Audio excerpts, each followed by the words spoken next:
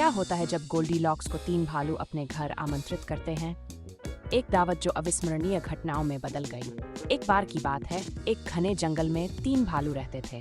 एक बड़ा भालू, एक मध्यम आकार का भालू और एक छोटा भालू। एक दिन तीनों ने अपने दोस्त गोल्डीलॉक्स को अपने घर रात्रि भोज पर आमंत्रित करने का निर्णय लिया। गोल्डीलॉक्स बहुत खुश हुई और जल्दी से तैयार होकर भालुओं के घर पहुंच गई। गोल्डीलॉक्स ने भालुओं के घर का दरवाजा खटखटाया। जब दरवाजा खुला तो तीनों भालुओं ने उसका गर्मजोशी से स्वागत किया। बड़े भालू ने कहा, हमारे घर में आपका स्वागत है।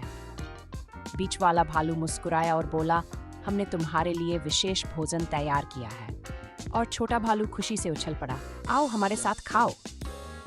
गोल्डीलॉक्स ने मेज पर दलिया के 3 कटोरे देखे। बड़ा कटोरा बहुत गर्म था, मध्यम कटोरा ठंडा था और छोटा कटोरा बिल्कुल ठीक था। गोल्डीलॉक्स ने छोटे कटोरे से दलिया खाया और कहा, यह बहुत स्वादिष्ट है।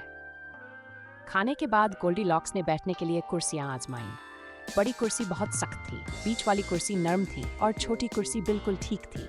लेकिन जब वह उस छोटी कुर्सी पर बैठी तो वह टूट गई। गोल्डीलॉक्स को बहुत दुख हुआ।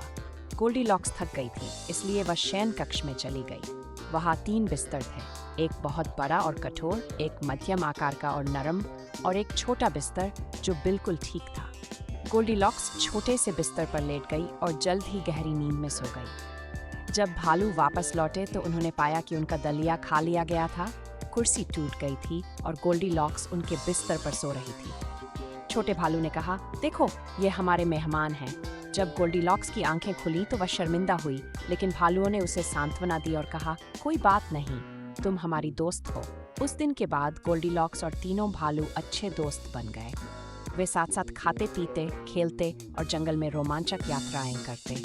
और इस तरह ये निमंत्रण एक अविस्मरणीय मित्रता में बदल गया।